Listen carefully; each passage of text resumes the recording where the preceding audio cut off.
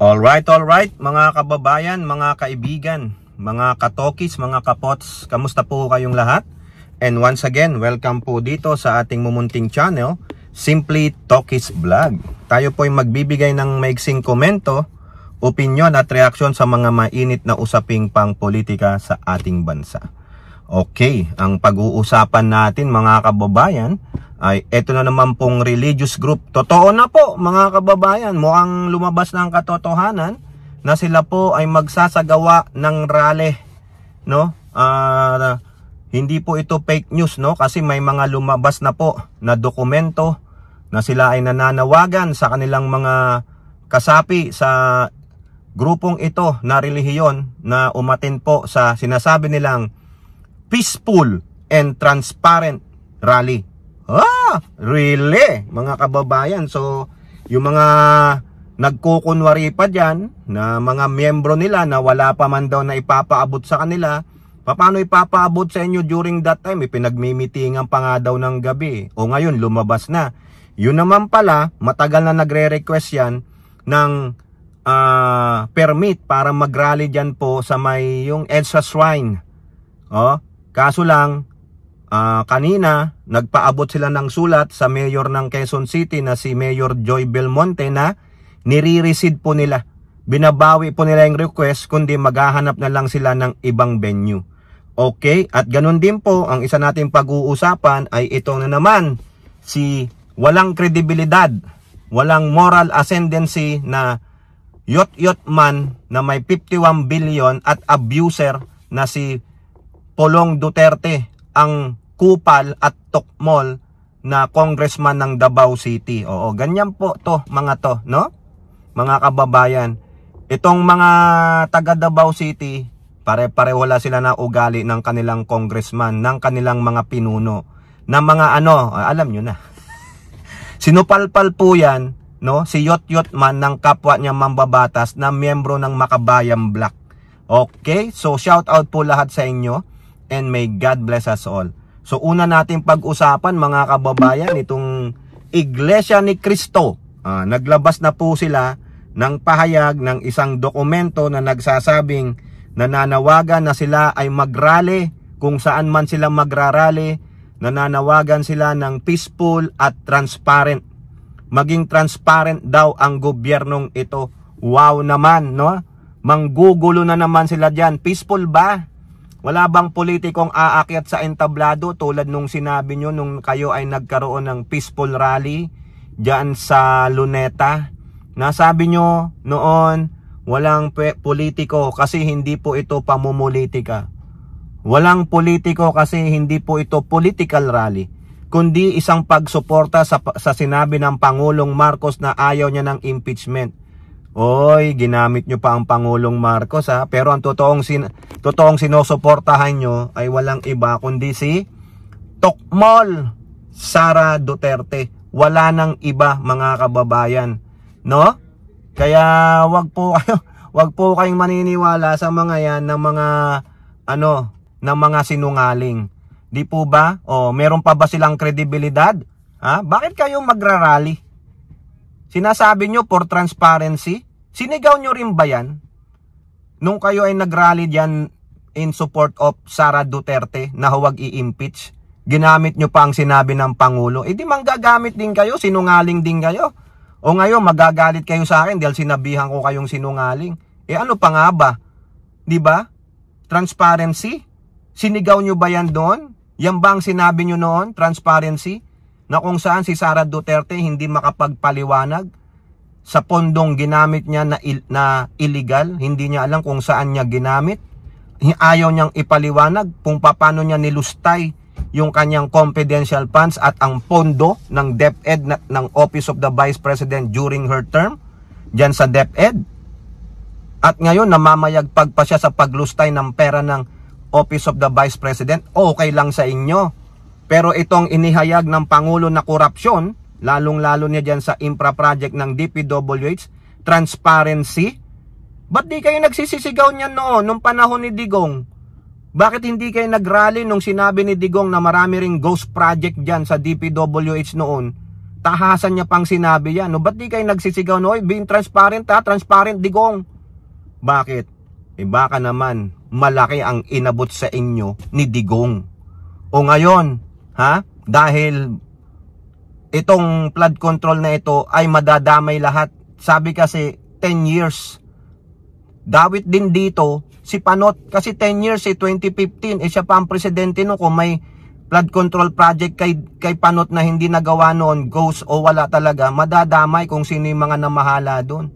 O ngayon, baka naman, dawit din kayo sa flood control o anumang katiwalian dyan. Kasi sinisimulan pa lang sa flood control, madadamay lahat ito. Pagkatapos ng flood control infra, eto na naman tayo sa mga iba't ibang ahensya tulad ng DA, tulad ng Bureau of Customs, Bureau of Immigration, Ports Authority at kung ano-ano pa. Ha? Baka madadawit kayo. Ha? Kaya sabi nyo, transparency? Wow naman, transparent na nga ang gobyerno ngayon. Bakit pa kayo magrarally? Ha? Kaduda-duda po ang gagawin yung rally. Ang totoo niyan, you are in support of the devil.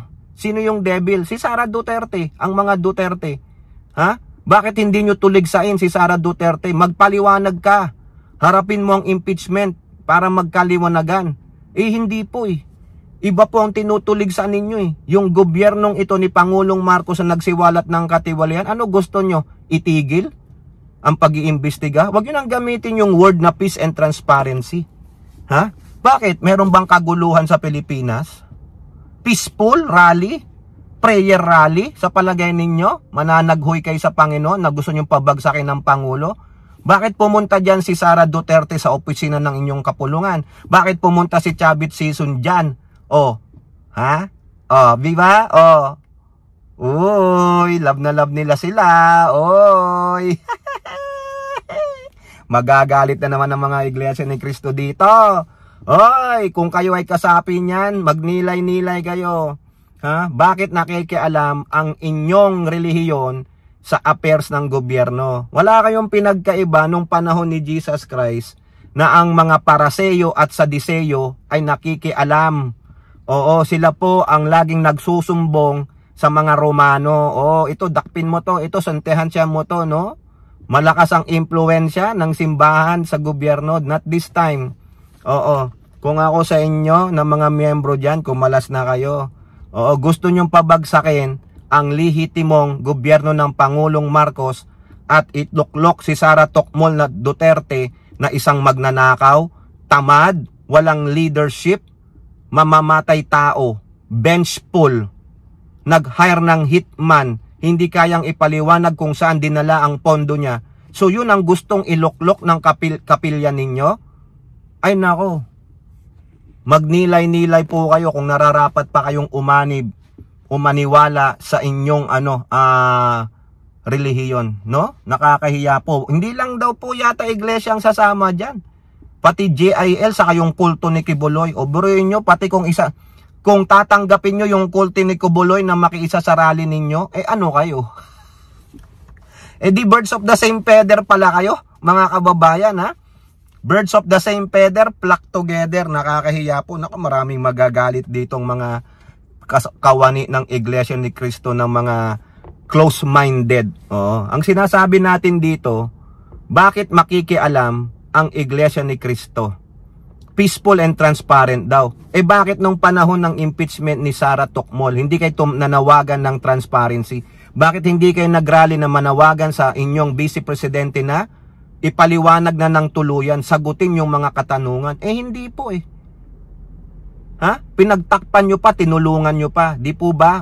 Talagang may mali, mga kababayan. Wag na kayong yung magalit-galit, ha? Here to crush. Kaya yung mga yan, mga kababayan, may nagpopondo diyan. Ha? Yan, isa sa mga nagpopondo diyan, sabi nila, ay itong mga Chekwa, itong China. Gustong-gusto po ng China yan kasi guguluhin nila talaga ang Pilipinas. Gusto nilang hawakan ng Pilipinas. Maangkin ang Pilipinas at ang yaman nito.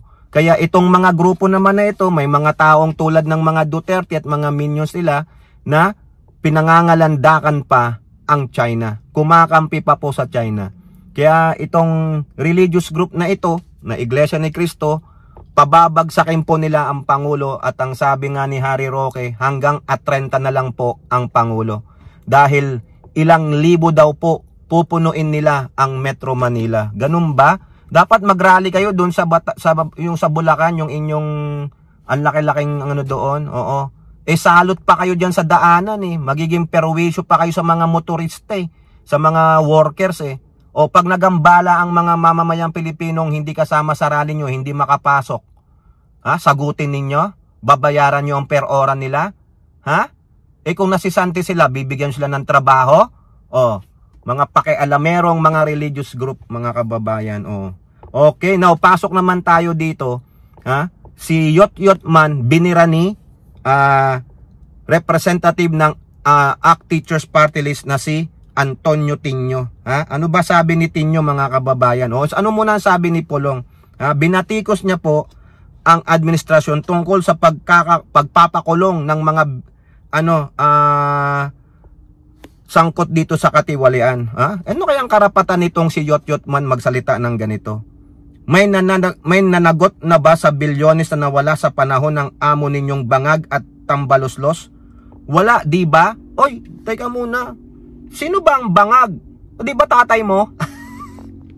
Sino ang bangag? Yung kapatid mong half-sister mo. Oo, yung anak ng tatay mo sa isang babae. Oo, di ba bangag yon sa katatay mo? O, sino ang tambaluslos? Yung kapatid mo. Sa kanyang ambisyon, nagpapakatambaluslos. Lalo ka na. Isa kang tambaluslos. Bakit? Ayaba mo magsalita. Ayun, no? Tumitira ka ng pokpok. Nananakit ka ng kapwa Pilipino. Ay, hindi ka pala Pilipino, no? Na puro.